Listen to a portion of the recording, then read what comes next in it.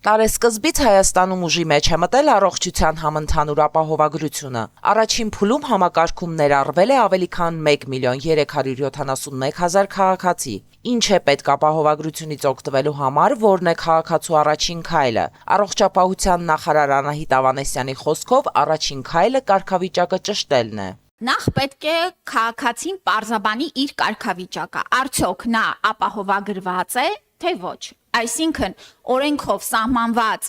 2026 թվականի որևէ խմբի մեջ մտնում է, թե չէ։ Եվ նորից հիշեցնենք խմբերը։ Եթե անձը մինչև 18 տարեկան է, 65 պլյուս տարիքի է,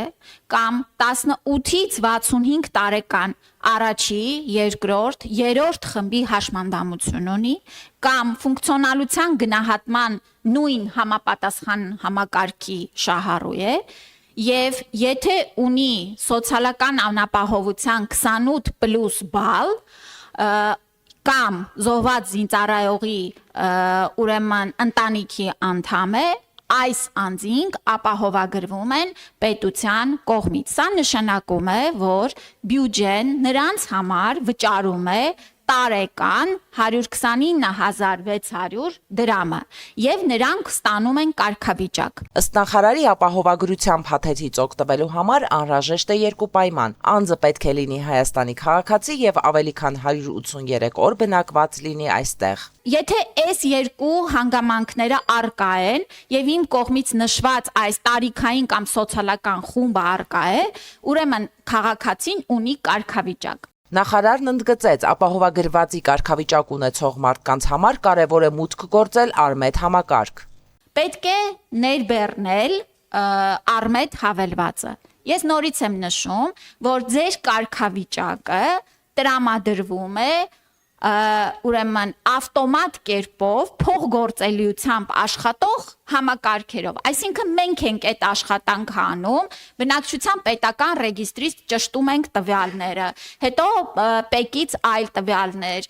ռեզիդենտության հետ կապված մյուս համակարգերից տվյալներ եւ այլն, այս բոլորը համադրում ենք եւ անձին ավտոմատ արդեն տալիս ենք կարգավիճակ։ Եթե անձն ունի որոշակի գանգատներ, անհրաժեշտ է տարբերակել երկու դեպք։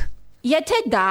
անհետաձգելի բուժօգնություն է, այսինքն ունենք իսկապես շտապ օգնության կարիք, այստեղ դիմում ենք առաջինը շտապ օգնության կամ հիվանդանոց եւ այստեղ ուրեմն ձեր ապահովագրական փաթեթի մեջ ներառված ծառայությունները այս օղակի արդեն գործարկվում են։ Եթե մարդը շտապ օգնության կամ հրատապ անհետաձգելի բուժօգնության կարիք չունի, ապա նա գնում է արդեն պլանային իր պոլիկլինիկա կամ ամբուլատորիա, ընտանեկան բժշկի, թերապևտի կամ մանկաբույժի մոտ։ Իսկ ինչ անի քաղաքացին, եթե չունի սմարթֆոն, այստեղ եւս կա լուծում։ Պոլիկլինիկայում բժիշկը բացում է Արմեդի տեսանելի դաշտերը եւ այնտեղ սեղմում համաձայնության կոճակը ներկայացնելով բուժառուին։ Եթե ինչ-ինչ պատճառներով մարդը չի ակտիվացրել իր Արմեդ հավելվածը, համաձայնությունը չի տվել, բայց ինչ պատճառներով ընկել է շտապ օգնության օրինակ միջոցով հիվանդանոց, սա եւս խոչընդոտ չէ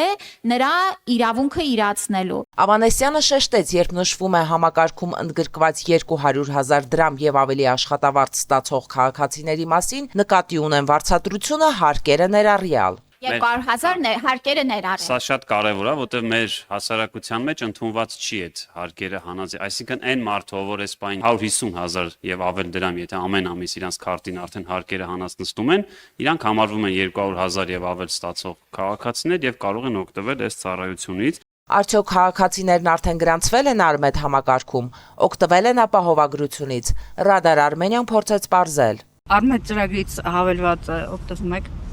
Տեղախոսից մեջ քաշած է ծրագիրը։ Չէ, չունեմ, ուղղակի հիմա չեմ աշխատում այս բանին, դրա համար չեմ օգտվում։ Չէ։ Չեմ օգտվում։ Ոչ, Ինչու՞։ չգիտեմ։ Տեղը չգիտեք։ Գիտեմ, բայց չգիտեմ, թե չեմ օգտվում։ Ապահովագրական հետ կայքից օգտվում եք, թե չէ։ Չէ։ Ինչու՞։ Չունեմ, ես չեմ աշխատում, սրախովկա չունեմ, հայերին չգիտեմ ոնց է դա։ Մերսի։